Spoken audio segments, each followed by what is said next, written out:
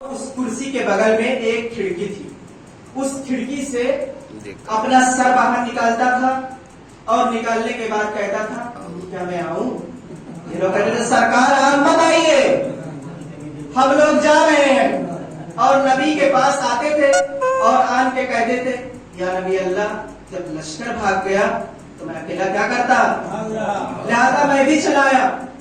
اگر نبی لشکر بدلے ہو تو لشکر بھاگا، اور اگر سردار بدلے ہو تو سردار بھاگا. دیکھیے اگر کوئی چیز آپ لگاتار کرتے رہیں تو اس کی عادت پڑ جاتی ہے. ایک سامنے کی مثال دوں، اگر ایک ہفتہ تک آپ لگاتار سگریٹ پیے تو اس کا چھوڑنا مشکل ہو جاتا ہے. اب یہ حسب عادت 39 دن تک یہ کہتا ہوا چلا رہا تھا کیا میں آؤں؟ یہ لوگ بھاگتے تھے. اب جب 40واں دن ہوا تو علی گئے، یہ حسب عادت کھڑکی کھولا، کہا کیا میں آؤں؟ علی نے کہا آ جاؤ. اب یہ اپنے گھوڑے پر سوار ہوا، بل کھاتا ہوا، اور جب گھوڑے پر سوار ہوا زمین بھی دھس رہی ہے، گھوڑا بھی چاہتا ہے پروردگار جلدی سے نجات دے دے. اب آیا علی نے اسے واصل جہنم کیا. علی جنگ خیبر فتح کر دی. اب سلمان دوڑے ہوئے نبی کے پاس آئے، کہا یا نبی اللہ مبارک ہو. کہا کس چیز کی مبارک؟ کہا علی نے جنگ خیبر فتح کر دی. کہا اچھا. اب ادھر سے علی بھی آ رہے ہیں، کہا یا علی مبارک ہو. اب علی نے سلمان کے بازو کو پکڑا اور کچھ دور لے کر گئے. کہا سلمان نبی نے کہا تھا کہ جو سب سے پہلے علی کی فتح کی خبر سنائے گا اسے 18,000 راز میں سے ایک راز بتاؤں گا. کہا ہاں علی کہا تھا. تو کہا سلمان پھر کیا مانگا؟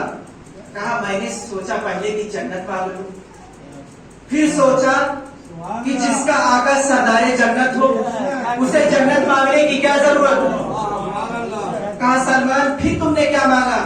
کہا پھر سوچا کہ کوثر مانگ لو، پھر خیال آیا کہ جس کا آقا ساقی کوثر ہو اسے کوثر مانگنے کی کیا ضرورت؟ کہا سلمان پھر کیا مانگا؟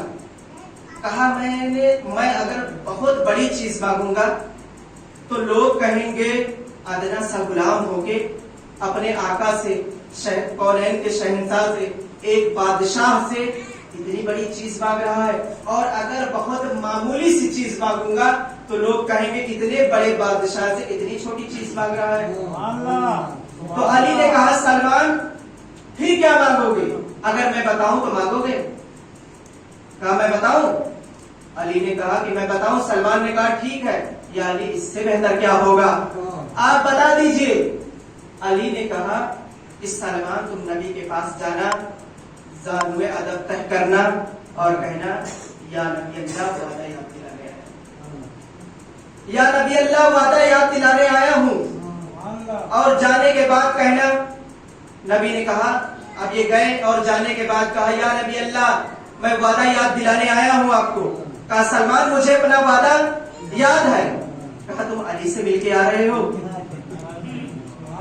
کیونکہ یہ راز یا تو اللہ کو پتا ہے، یا تو نبی کو پتا ہے، یا تو مجھے پتا ہے، یا تو علی کو پتا ہے.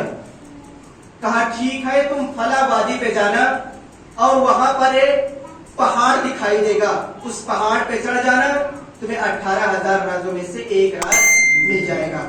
اب سلمان گئے، پہاڑ پر چڑھا، اور پہاڑ پہ چڑھنے کے بعد جب اس کی چوٹی پر چڑھے تو انہیں زینہ دکھائی دیا. اس زینے سے جب نیچے گئے تو انہیں ایک 70,000 نور کا شہر دکھائی دیا.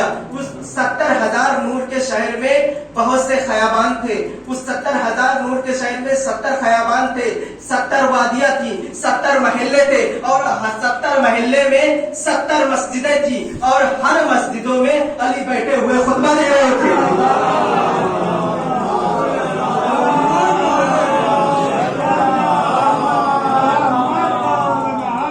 ہر مسجد پہ علی بیٹھے ہوئے خطبہ دے رہے ہیں. اب سلمان قریب گئے، ایک سلوات پڑھیں.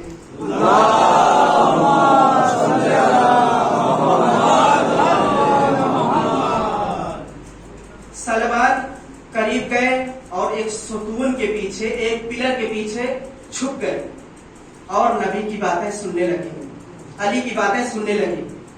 علی فضائل بیان کر رہے ہیں، سلمان سن سن کر خوش ہو رہے ہیں۔ علی نے کہا میں نے سورج کو پلٹایا، میں نے چاند کو پلٹایا، میں نے زمین کو خلق کیا، یعنی علی یہ فضیلتیں بیان کر رہے ہیں، سلمان سن سن کر خوش ہو رہے ہیں۔ علی نے کہا کہ وہ مشرق و مغرب والو اور جنوب و شمال والو، تم کیا میری باتیں سن رہے ہو؟ اگر تم میری باتیں سن رہے ہو تو یہ ستون کے پیچھے چھپا ہوا سلمان میری باتیں نہیں سن رہا ہے۔ اگر تم لوگ اتنی دور سے میری باتیں سن سکتے ہو تو ستون کے پیچھے سلمان نہیں سن سکتا ہے۔ سلمان آئے اور آنے کے بعد کہا یا علی، آپ تو نبی کے پاس تھے، یہاں کیسے آ گئے؟ کہا ابھی 18,000 رازوں میں سے صرف ایک راز معلوم ہوا ہے۔ کہا دیکھو گے؟ کہا یا نبی اللہ دکھا دیجئے، یا علی دکھا دیجئے۔ کہا آؤ تمہیں میں انگلیوں کے بیچ میں دکھاتا ہوں، یہ انگلیوں کے بیچ میں دیکھنا۔